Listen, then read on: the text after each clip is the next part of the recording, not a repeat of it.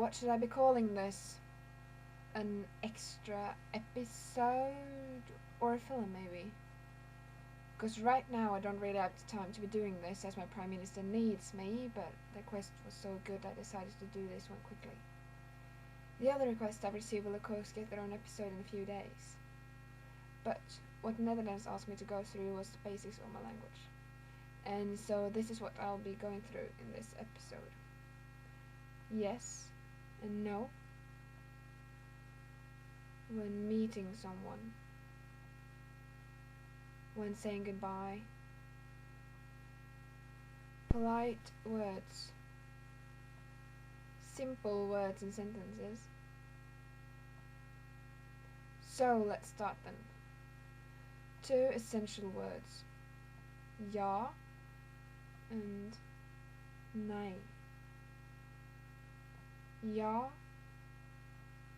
nej. When greeting someone, our most normal hi or hey is hei. Hei, the one I've been using all the time. We also have our version of hello, which is hallo. Hallo. But hi is the one we normally use. Velkommen. Velkommen. Hyggelig å møte deg. Hyggelig å møte deg. Hyggelig å møte deg. Jeg heter. Jeg heter.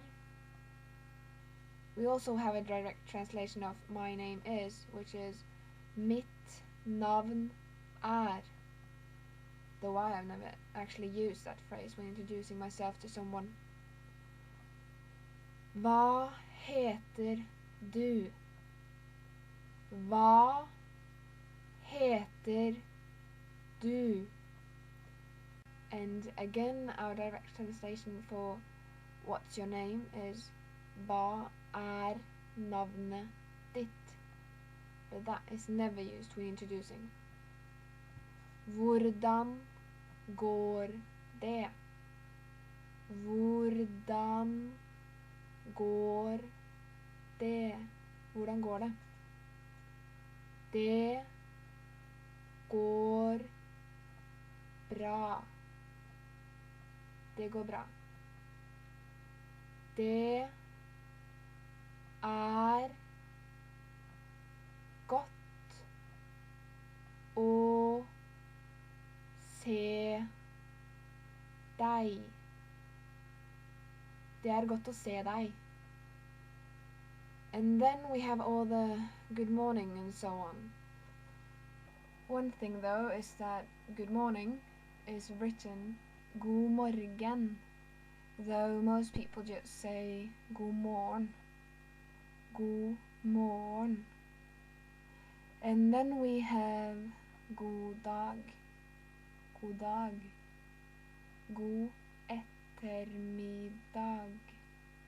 God ettermiddag. God ettermiddag. God kveld. God kveld.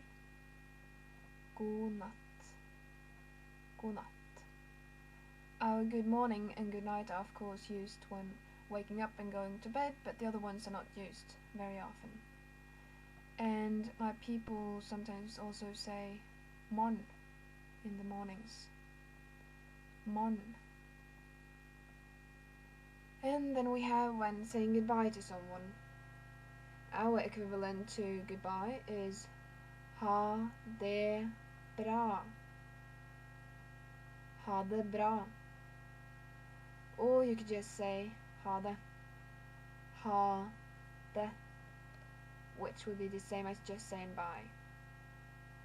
Ser deg senere. Ser deg senere. Det var hyggelig å møte deg. Det var hyggelig å møte deg. And then you can reply, deg også. Deg også. And next are some polite words. I am often told by others that I'm not very polite because my people don't use Mr. and Mrs. anymore. And they address their teachers, students, colleagues, and people they don't know by first names. But that does not mean I don't have the words such as please and sorry. So these are the most common polite words. Takk. Takk. Tusen takk. Tusen takk. Unnskyld. Unnskyld. Another word for it is beklager. Beklager. Though this last one is not so much used anymore. Jeg er så lei for det. Jeg er så lei for det. Unnskyld meg. Unnskyld meg. Vær så snill. Vær så snill. Vær så god. And this is how you write it and would normally read it. Though my population normally says vær så god instead. It's humans and their slang, you know. Vær så god. And another word I got for that is vel bekomme. Vel bekomme. This can replace vær så god in several places, though just as beklager, it's not very much used anymore. But if it is used, then it's mostly used before or after eating. It's perhaps a little classier or something like that than vær så god or something. And lastly, we have a couple of sentences. How useful they are, however, I don't know. First off, where is? Hvor er? Hvor er? Then a couple of words to fill in behind. Postkontoret. Postkontoret. Toalettet. Toalettet. Du. Jeg. Døren. Døren. Utgangen. Utgangen. Inngangen. Inngangen. Det. As in, where is it? Hvor er det? Hvor er det? Sykehuset. Sykehuset. Sykehuset. Telefonen. Telefonen. Kan du si det en gang til? Kan du si det en gang til? Hva sa du? Hva sa du? Snakker du engelsk? Snakker du engelsk? And if someone asks you if you can speak a little Norwegian, you could answer litt. Litt. Og lite granne. Lite granne. Hva er klokka? Hva er klokka? Vær så snill og hjelp meg. Vær så snill og hjelp meg. Jeg fryser. This literally means I'm freezing.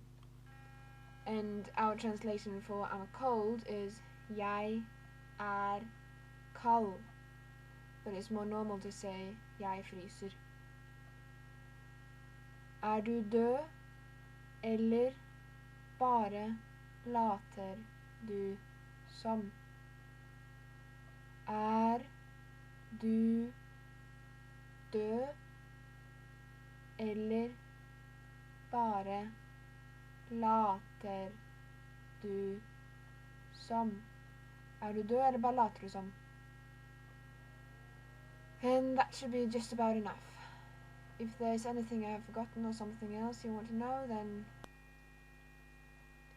A Netherlands letter also said, and as I watched the other videos, I couldn't help but notice that Norwegian and Dutch are actually very similar languages, also in the pronunciation. Well, I do suppose they sound somewhat alike.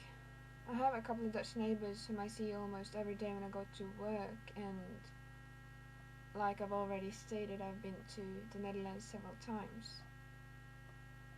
And some things I like, but I would not necessarily say, well, that much alike, maybe. I once made the mistake of telling my neighbours that I thought Dutch sounded like a mix of German and English with a little Norwegian thrown in on the side. They got very angry with me. Yeah. Så, ha det bra. Lille Norge, ligger lenger enn nord. Det er lille Norge, heldige slipper unna futen. Blir du alltid nok kan gjøre det stort. Det er lille Norge, lille Norge.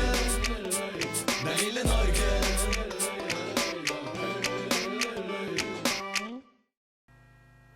Just like beklager. Though if it is used, it's mostly used before or after speaking. Yeah. Before or after speaking, yeah! We're mixing Norwegian and English here. Woohoo!